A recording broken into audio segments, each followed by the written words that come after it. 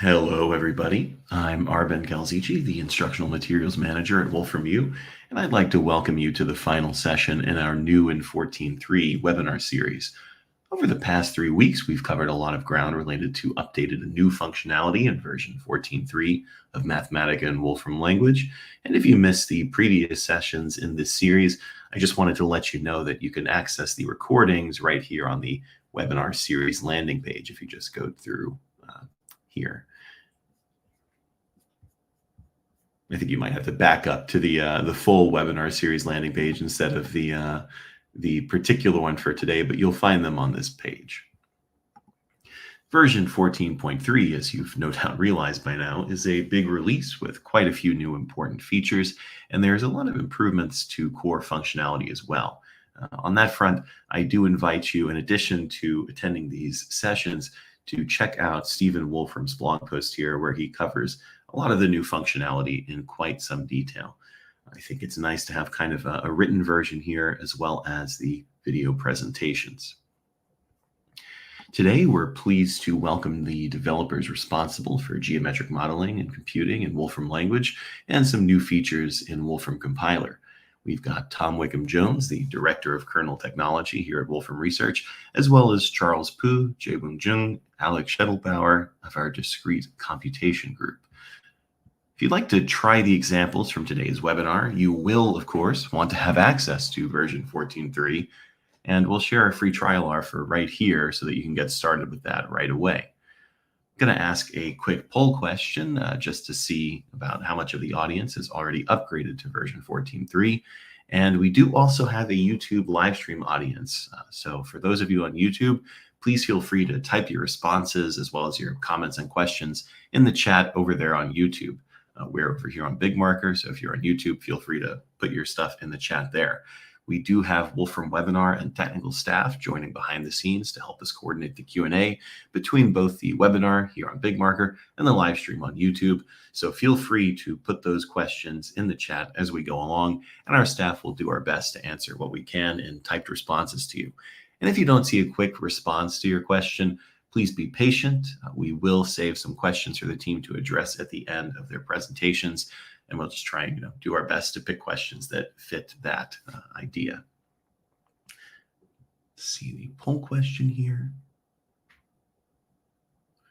I'll give this a little bit more time. It's always a little bit slow to load the results from people here on Big Marker.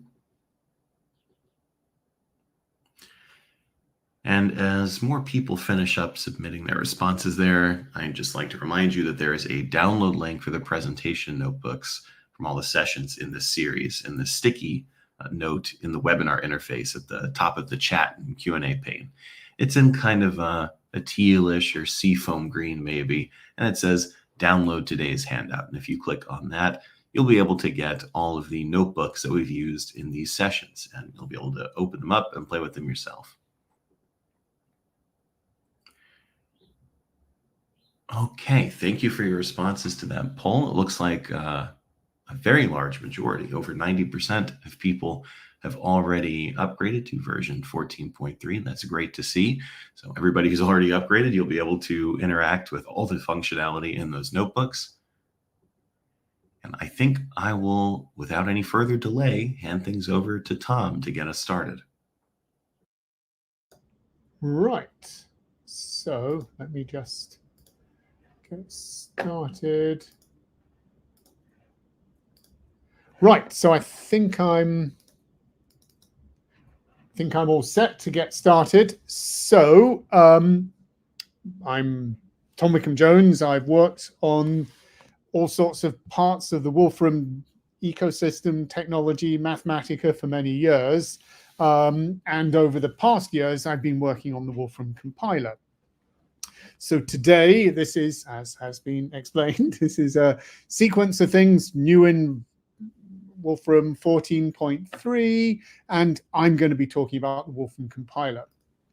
So I'm just going to start by talking a little bit about what the compiler is and give some, introductory material to it just to help people get started rather than looking at all the new features. So the compiler is a long-term project that's been running for a few years, and the idea is it can to convert Wolfram language code into native machine instructions.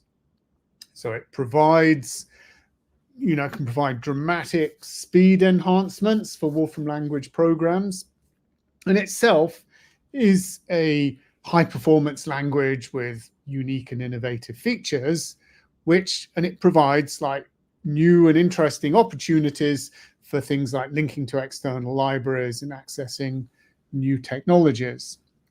An increasing amount of Wolfram language features are built with it, and it's the basis of the Wolfram data structure library. So in this presentation, I'm going to give a brief introduction to the compiler and describe some of the new 14.3 features. So getting started with the compiler. So there's different ways, but one way is to start with a Wolfram function. So this is a function with an argument and a body. But we add a type annotation to the argument, and then we can compile this, and we get this compiled code function, which can be fed arguments and return a result. So as you see, we're testing if it's all true, that everything's greater than 0, and that's true. Now, you can also use the uncompiled code, and they both get the same answer, but they're using different routes. The compiled code has quite a significant speed advantage, so we can see that just by using the repeated timing function, and we can see here that we've got lots of zeros there and not so many zeros there. So this is quite good acceleration that we're getting for this function. The compiler has a very sophisticated state-of-the-art type system where you can add like different functions that you might call. Here's a function declaration, and I'm giving it a name. So in this type declaration, I'm giving it a type, but I've not said I'm saying it's a packed array, but I haven't said what the packed array contains. So then I can feed that declaration in and make a call to it. So I'm calling it here with machine integers, or I can call it with double precision numbers. And so the same code, I didn't have to change this. Same code works in different ways. And that's a big part of how the compiler works. So this little bit of code can go a long way. We also can integrate with other Wolfram language, ways of working. So I can write code with like regular pattern definitions. So this is more typical way of writing. I make a declaration. So I'm giving it a type signature, and I'm saying down values function. That means use these values. And then I can compile this and run it. And so the point there is there's different routes to reach compiled code, and they support different types of workflow. But the one that I quite like is to sort of start prototyping with interpreted code and then transitioning to compiled things, and writing these like pattern definitions is quite a good way to get there. Another feature that's been built, this has been existing for many years, is the Wolfram data structure library, a library of data structures built with the compiler. And one of the things about these is they are automatically available. You don't need to run the compiler. We've done all the work. And you can see here a list of the data structures that we have available. We add to these and we improve these with every version. And if there are things you think are missing, let us know and we can see about adding them. And here's just a little bit of an idea. These also can have different semantics. And so this is like an extensible array, but it's mutable. And this allows us to have very fast append operations. So I'm appending 10,000 elements. If I did this with a traditional list structure, it's considerably slower because the traditional expression is not mutable, so it needs to make copies in that way. So that's, if you can switch your code to using these data structures often, that's quite a beneficial way to work. Right, let's actually get started with 14.3. So we'll talk about some of the new features in 14.3. And I just summarize these in these areas. We have new documentation. We have some ergonomic improvements. We have improved Wolfram language integration and support improvements. And we have these incremental functions. So let's come and have a look at these. So the first thing I want to draw your attention to is the new documentation. The compiler is powerful, but it can be hard to use. And we've now included this large tutorial on using the compiler, which is included both in product and online. So here I'm just going to open the, this is like the online thing.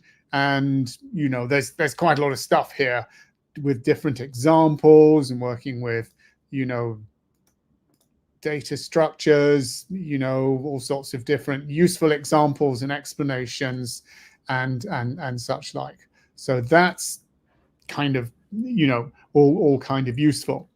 One of the, actually a side effect of writing this documentation is that we have quite nice LLM functionality through Notebook Assistant, and Notebook Assistant is able to make use of this documentation and stuff. So it can provide from sort of natural language queries, it can make use of that.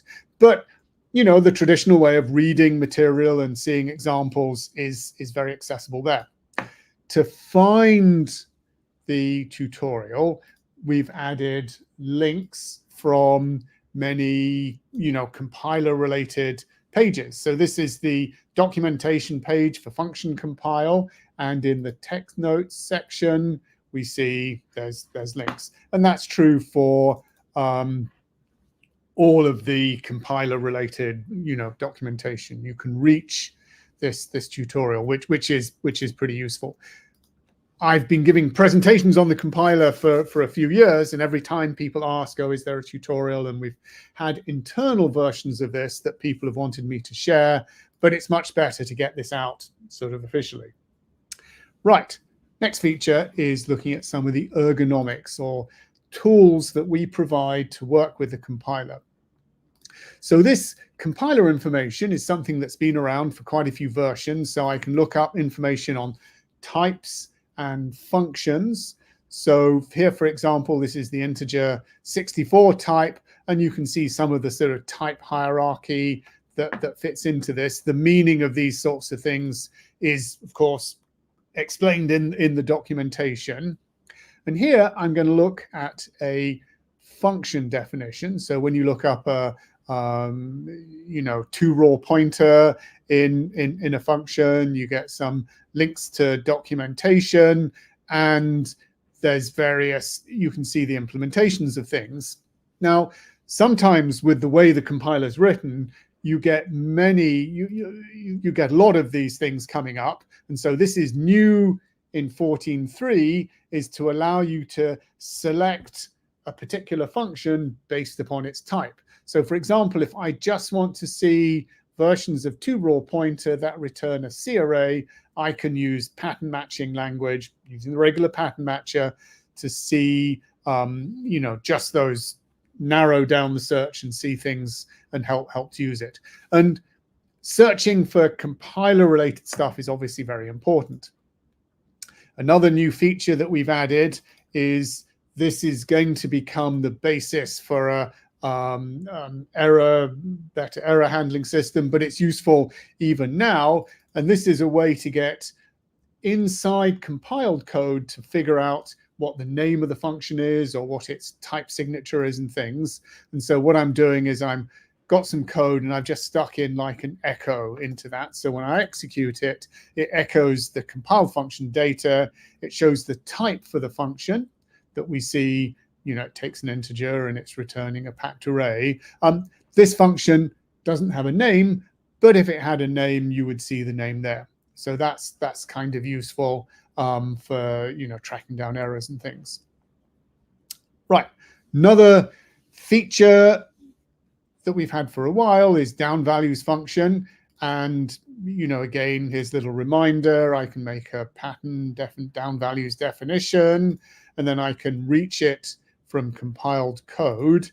And in the new version, we've extended this and improved it, and we have support for more pattern constructs like except, alternatives, and certain pattern sequences that you see like here. So these are the patterns, and I can call compiled code to access them. And the basic direction that this is going in is to have the compiler to support pattern matching in things like cases or delete cases or whatever. And the way that it works on this is kind of interesting, because it actually generates a function that embodies the matching of the pattern, and then it compiles that. So it's actually quite optimized. That's kind of interesting.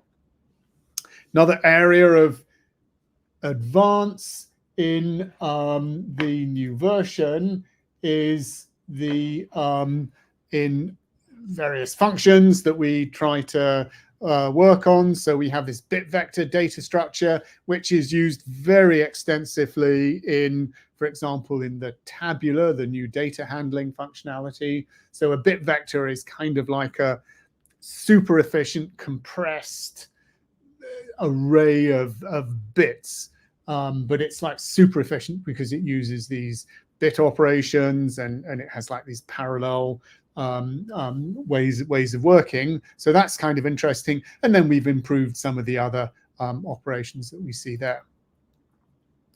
Right, now let's come and look at these incremental functions. To me, these are like super interesting. So incremental functions are functions that can be paused and then resumed. So that's in contrast to a sort of traditional type of function where you call the function and it runs to execution and exits, but you can't like freeze it in the middle. You just get the result. Now, here we see, so we add this incremental function wrapper, and it starts executing the code that we see here. So it has two of these yield points. So we're going to compile this, and it returns an incremental function object. So we call the compile function, and this is returning a data structure that holds the running function. And we gave it an argument, 10. So we can wake up the function by calling next. So this is running to the first yield point and running 10 plus 1, which is 11. And then we can call it again. And this runs to the next one. It runs 10 plus 2, which is 12. But the function's now finished. And if we call next again, we get a failure object. It's finished. Now, very typically, you would use these incremental functions in a loop. And then they're like some type of iterator. So this is an example I have here that's basically looping forever, and it's generating Fibonacci numbers. So it starts with a seed, and then it's doing like a swap of the numbers, where it's sort of incrementing them. So that's kind of a concise way of, the compiler actually optimizes this sort of construction. So it doesn't actually create the lists, it just makes the assignments, sort of thing that a compiler can do. So we're going to instantiate this. It takes no arguments. And then every time we call next, we get another number from the Fibonacci sequence. So as I keep calling this, it's going to get bigger and bigger. So that's the incremental function generating a Fibonacci sequence. Now you can do, I'm not going to go through all of these examples because there probably isn't time, but this was an interesting one. This was a cipher, a Vernam cipher, and what it's doing is it's iterating. So there's kind of like a do loop here. It's iterating over the characters in a string. So this is each character, and then it's doing a bit XOR with a key that's a cipher that's passed in, and then you can do this, and that's kind of a fun example. the point about this is it returns each character one at a time. So if you wanted to put them into some other code and not wait for the end, you could do that. So incremental yield can also, I mean, you can put it anywhere in a function. So here I'm generating something a little bit like outer. So let's compile this. And so I've got a loop, and I'm basically iterating over the elements of two lists, and I'm yielding a list of the two things. And you can see, let's compile this, and this is returning. So I've set it up. It's waiting. Every time I call next, it's going to return another element. So this is similar to doing list, doing outer over the list. It's returning the same sequence. So just keeping a little eye on time, and hopefully this isn't too much detail. The documentation has these sorts of examples. I'm going to show something that starts to get, I think, really quite interesting. So now I'm going to make a function declaration, and it's got the same sort of thing. And this thing here is, I'm also passing in a function. So it's not just the list. It can be anything. Now I'm going to call that declaration here. And I'm passing in the function that's adding the elements. So I'm going to generate pairs of the two lists. And we can see how this works. Yeah, I'm just putting this into a table, and it's basically just generating the addition. But what's kind of cool about this is the same declaration can be used for something different. So here I'm using it for expressions. So we compile this, and here the function is just combining the things in a list, and it comes out, and here we go. So this is one definition is working in different places. And I've got an example here where it's working with a red-black tree. And here, the same definition is working itself with an incremental function. So here, I'm compiling this. So one of the sources is an incremental function, and the other is a packed array. So I'm going to use this Fibonacci incremental function. And we run like this. And so here I'm doing an outer product over an infinite sequence where one of the sources is infinite. So obviously I can't run this to the end. I'm sort of limited like that. But that's, I think, kind of interesting. And then maybe a last interesting example is where we have an incremental function that calls itself, like a recursive, and you can implement some quite interesting algorithms. So this one here is it's iterating over the elements. If it's an atom, it yields the thing. Otherwise, it's going to iterate over each element, calling itself on that. And this is basically doing a flatten operation. So we can see that here. And if I pass in a big list of things, I can iterate over extracting all the elements. Now, if you wanted all of the elements as a list, it's probably better just to use flatten. But this is still quite an interesting thing, and it has the benefit of generating them one at a time. So you might want to stop when you've reached some point. Okay, nearly finished. I'm going to just make the point, incremental function only works in compiled code. It needs the machinery of the compiler to be able to freeze and resume. But just remember that compiled code quite easily calls the evaluator. The new documentation has lots of examples and ways that this can be done. So this is really quite general. And I had an example here of using Wolfram language, file IO operations in an incremental function. I'm not going to work on that. And I think I'm coming to the end of my time, so I'm going to give a summary, and then I'll probably drop out, but there'll be a chat system where I can answer questions while the next presentations are going on if people have questions or and so on. Anyway, so I gave a very brief introduction to the compiler. Then I talked about new features in 14.3. These include the big thing, I think, is this extensive tutorial on the compiler with use cases and explanations and examples. I showed some of the improvements for compiler ergonomics, some of the integration of the compiler with the Wolfram language, such as the pattern matcher integration. And then finally, I was talking about incremental function, which is an entirely new programming paradigm, which we expect to be building out with more features around this in upcoming versions, but in itself is quite a useful thing. Anyway, thank you very much. So I'm going to stop sharing my screen, and then I'm going to go mute, but I'll be hanging around a bit, answering questions. Anyway, thanks very much, everybody. Okay, cheers then. Thank you very much, Tom. I really appreciate that overview of the new functionality, and certainly am happy that we have that tutorial now publicly available for everybody. So I think we'll now move on to this presentation by Charles, Jabum, and Alec.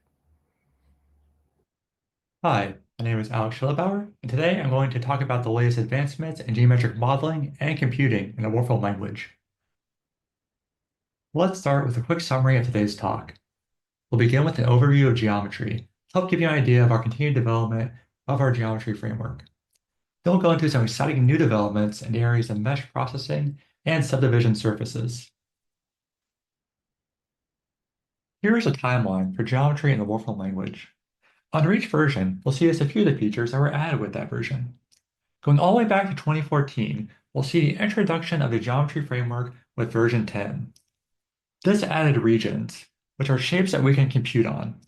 This includes things like calculating their area, volume, bounds, and much more. This all laid a very solid foundation for geometry in the Wolfram language, one that we have continued to build upon with future versions. Going into version 11, we see the focus on 3D printing and the various operations that required, such as detecting and repairing mesh defects. Going to version 12, we see a deep focus on generalizing our polygons and polyhedra, such that we can extend our region computations to geodesic ones. This allows us to do things like calculate the distances between cities or the area of countries, all on the surface of the Earth. In version 13, we saw the introduction of a new way to represent regions through constructive solid geometry, or CSG for short. This allowed us to optimize the process of modeling with Boolean operations common in many CAD applications. And lastly, we have the current version of 14. This added functionality around mesh processing, subdivision regions, and even curvature and shortest paths. These will be the focus of today's talk. All this functionality comes together to form our geometry framework. You can think about it as a pipeline with different goals at each step along the way. Each new feature should then support one or more of these goals. So starting from the left, we have ingest. This is where we want to bring data into our system. It should be like a scan data, such as a point cloud. It could be an existing object in some 3D format, like STL, OBJ, USD, and much more. It could even be data we generate ourselves through some mathematical process. But once we have this data in our system, we want to be able to model it and choose the best representation to do so. For example, if we have a solid region, we might want to use a CSG to model it. If we have a nice smooth surface, we probably want to use the B-spline to model that. And as a fallback, we always have meshes, which are able to approximate any region up to some precision. Once we have our model, we want to compute on it to derive new data. This could be properties like its area or center of mass. It could mean applying a solver to it, such as integrating over its surface or volume. He may be processing it to create new models or refine the old one. And lastly here we have synthesize. Once we have our model and we've done compute on it, we want to have a tangible output. This could be a visualization, such as a high-quality render. It could mean exporting our model to AR formats, so we could actually interact with it in a virtual environment. It can even be performing simulations to make informed decisions about some real-world system. But keep in mind that this diagram is not comprehensive, though I hope it gives you a good idea of our overall vision for geometry. That concludes our overview of geometry. Let's now move on to new features that are being added, such as curvatures and paths. Here we're going to go over some new functions for calculating different types of curvatures on regions. We're going to look at some surface plots that let you visualize these, among other things. And we're going to look at some shortest path calculation within a region. All right, first we have curvatures. So here we have 4 new functions for calculating 4 different types of curvature. We have the Gaussian, mean, min, and max curvatures. To demonstrate them, we can go ahead and create a special surface called a Gorsat surface. This gives us kind of a nice rounded cube here. And then go ahead and find a point on that surface and show it as a black dot here. And then we can find the curvature at that point for these 4 different types of curvature. The first here is the Gaussian, followed by the mean, then the min, and lastly, the max. Now you can note that these are all exact values and not approximations of the curvature. Now, it can be hard to visualize how the curvature varies across the surface of a region.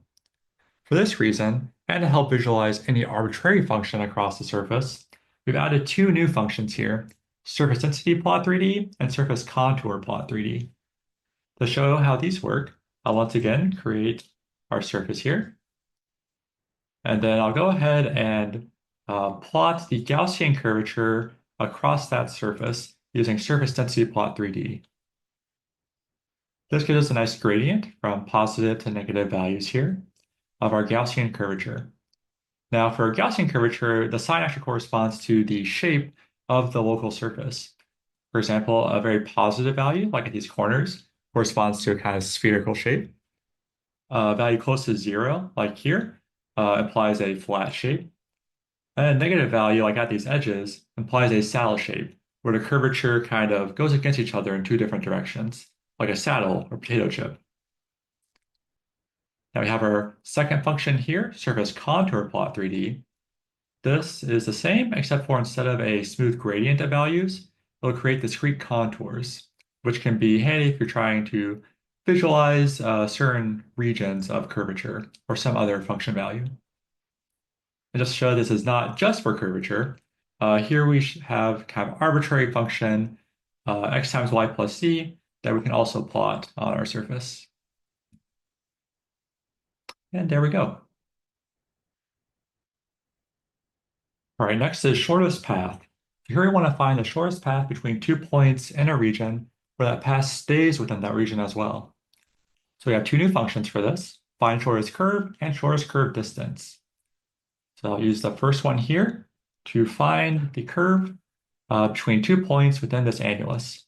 We show that curve in red, and you can see how it bends upward to avoid this hole in the middle in order to stay within the region. I can then get the distance of that red curve. See, it's a little below 1.5 units. And then do the same in 3D by finding the curve between 2 points on the surface of a torus. So go ahead and do that and visualize it here.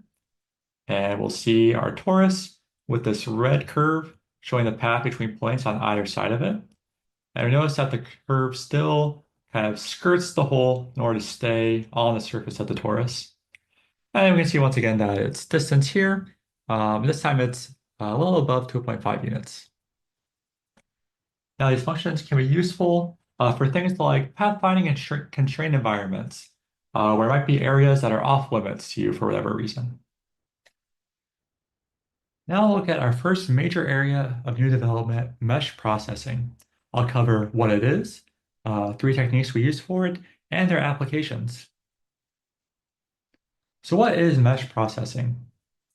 Well, oftentimes the meshes we encounter are not of good quality, or at least not for a task we want to use them for. For example, they can be too complex and have too many polygons.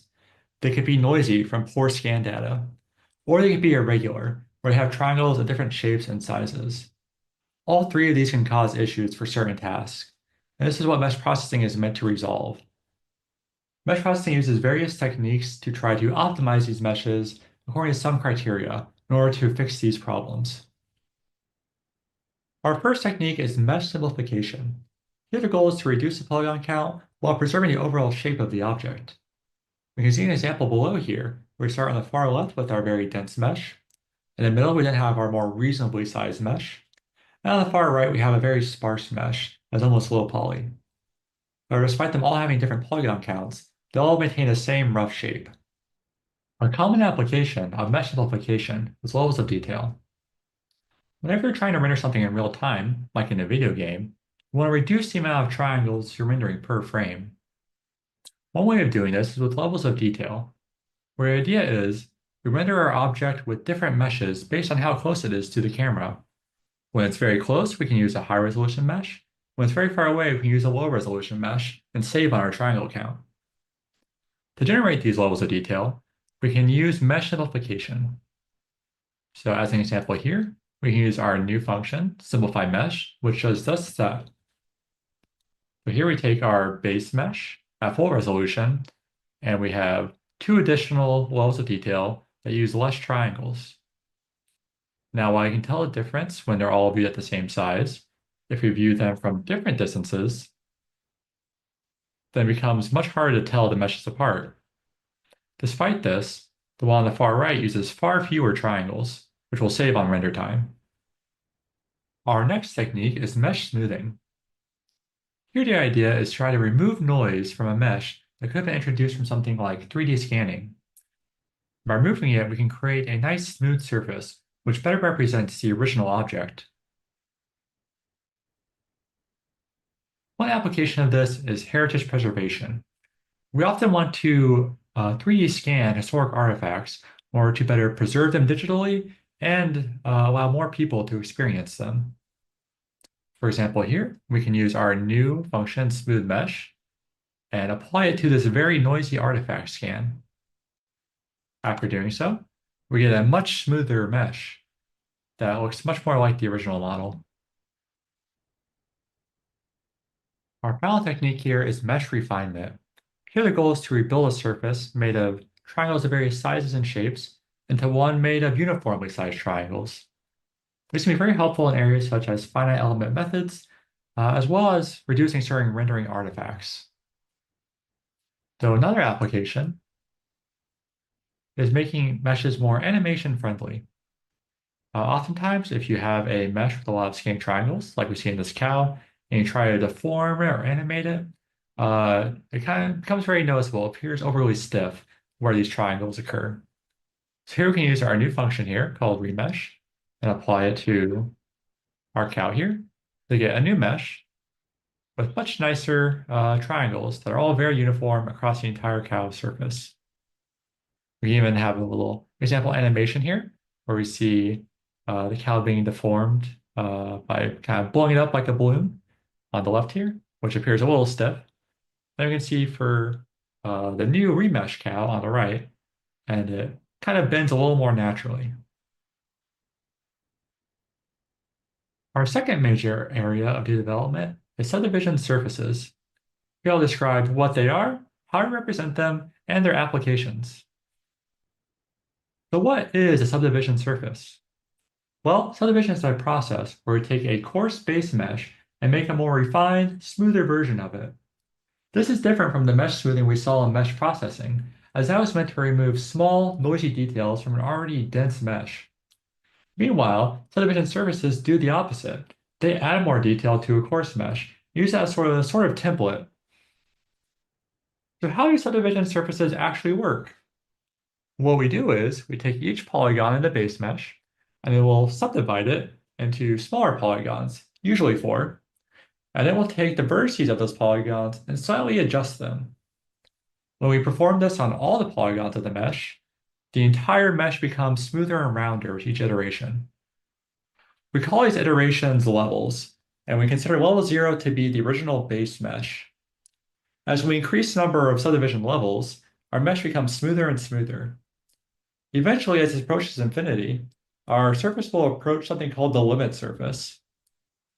Unlike the previous finite levels, this limit surface is unique and that it is mathematically smooth and not made up of discrete polygons. Now let's look at how we represent subdivision surfaces in the Wolfram language. We do this using the new symbol subdivision region. In order to represent a finite subdivision level, we can pass the base region and the level to subdivision region. For example, doing it with this tetrahedron will give me the second subdivision level for this tetrahedron. We can also look at the various levels from 0 to 3 here, and we see how our tetrahedron gets more and more rounded off as we increase the level. We can also represent the limit surface by excluding that second argument. So here, if we just pass the tetrahedron, we see we now have the nice, perfectly smooth region that represents the limit surface of our base tetrahedron. Okay, now I'll cover a few applications of subdivision surfaces. The first here is also the most, which is modeling smooth surfaces. This is very common in the entertainment industry, such as in movies or in games or even animations. Whenever an artist needs to model a smooth surface, they'll usually turn towards subdivision. This is for a few reasons. The first is ease of modeling. An artist can easily model the low-poly meshes, like this hippo, by hand, and then leave the tedious work of smoothing it out to the subdivision process. Also, there's workflow compatibility, where often subdivision models are easier to texture and animate than the alternatives like NURBS. Similarly, when it comes to rendering, since subdivision can easily be turned to a mesh, which renders very quickly, it performs very well when rendering, compared to other alternatives like NURBS, which can be a little trickier and require special shaders. All right, and then as an example here, so we can see this very coarse base mesh of a hippo. If we want to make that smooth, we can just calculate the limit surface with subdivision region and get a nice smooth model here. You can imagine that modeling this low poly version would be much easier than this very high poly smooth version. In addition, if you ever needed to make a change, something that would take probably hundreds of updates on this final smooth version would take only 1 or 2 changes to vertices on this base version, which makes it much easier to edit or update your mesh as you're going along. Our second application is adaptive model fidelity. The idea here is we don't want to render our model with more polygons than we need to. This is useful in cases such as scene assembly, when you're arranging objects, lighting, and cameras to render a scene. Also for animation and rigging, when you're setting up a model to be animated and setting the keyframes of that animation. And lastly, for levels of detail, which as we mentioned before is common in stuff like video games, where you want to minimize the number of triangles you're rendering per frame to improve performance. However, where this differs from what we previously looked at with Simplify Mesh is that instead of removing detail, we are now adding it to a base mesh. So here I'll use a base mesh of a coarse teddy bear, and I'll add detail by applying subdivision a couple times. And now we have our 3 levels of detail here. Once again, they're very obvious when you see them all at the same size, but if we move the smaller ones further back, we can see that they all look roughly the same. However, we're saving a lot of triangles when rendering our object from far away. Our last application is interpolating smooth data. Sometimes you have sparsely sampled data from an underlying region you know to be smooth. In these cases, it can be helpful to use subdivision to sort of reconstruct that smooth region. One example of this is with claw simulations. In claw simulations, you want to reduce the number of sample points you use in order to minimize the amount of time it takes to compute your simulation. In this example here, I have simulated a cloth using a sparse number of sample points. And we go ahead and play that simulation. And we see how the cloth sort of wraps around the sphere here. However, this is not super convincing due to the sparse nature of the points. However, if we go ahead and add subdivision to this, as well as a nice shader, we get a much more convincing cloth. If I pause that here, we can even rotate around. This looks much nicer in comparison.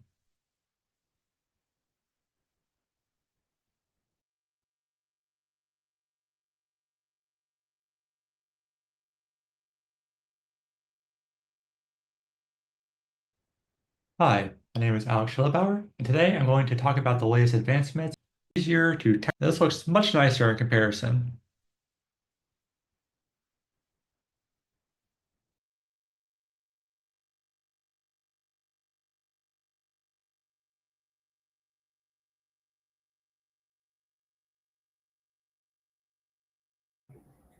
Sorry about that little technical hiccup there, folks. We've got a couple questions that I think we're waiting for answers on. Publish that.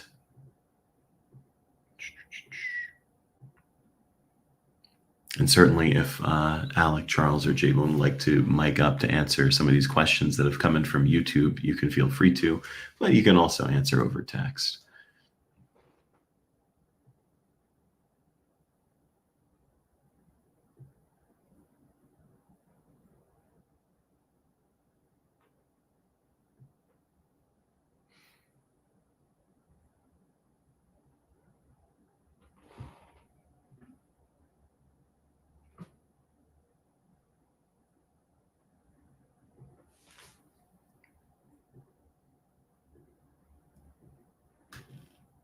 Let me see if any answers, if I can see any typing indicators.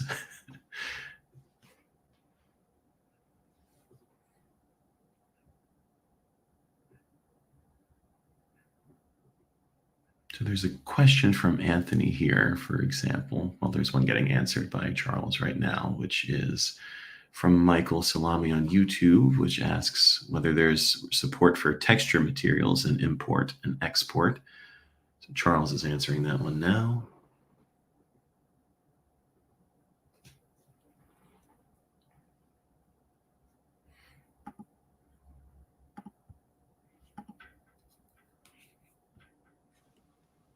I can probably give a live answer, actually, much easier than writing, if that's okay. Yeah, of course. Thank you. Yeah, so we are definitely working on adding support of texture material in import and export, right? And we added support of texture in OBJ, and we are still working on format like USD. It's a complex work, but we hope to, fully support texture, color, and other visual property in our import and export files.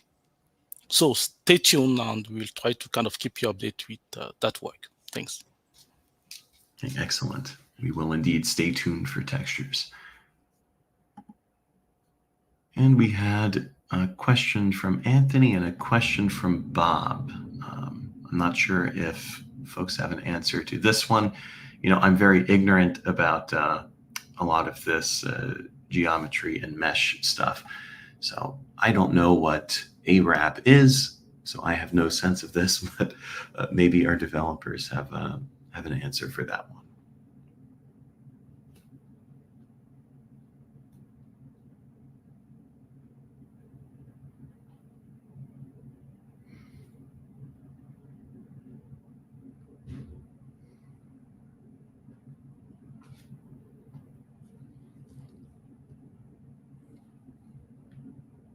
Going once, going twice.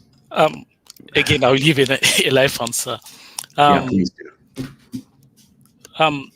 At this stage, we haven't yet have, I believe ARAP is rigid deformations, I believe, or deformation of a mesh in that form. So that's a good suggestion. We'll keep that in mind and see how we can integrate it in future release. And there was an additional question from Wilford Smith. How about import and export of more card format? And yes, as you know, we added step and edges, and we hope to continue through that directions. And the future release, there will be a focus on card, especially on boundary spline and such, and we hope to actually, at that time, complete our work on import and export of card systems.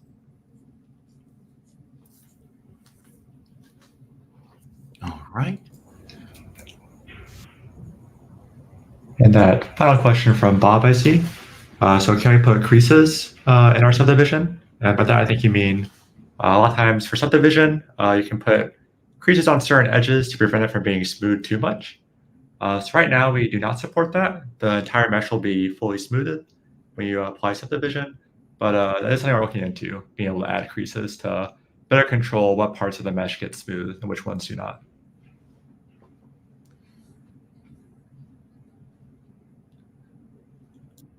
Okay, thank you. I think that answers all the questions we have. Here comes another one from Christopher French. Put that on screen. Missing a verb there, I think, but probably fine.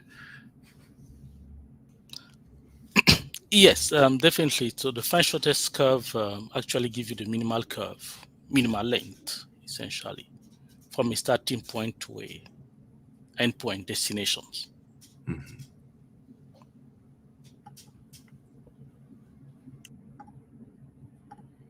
Okay, any more questions, folks?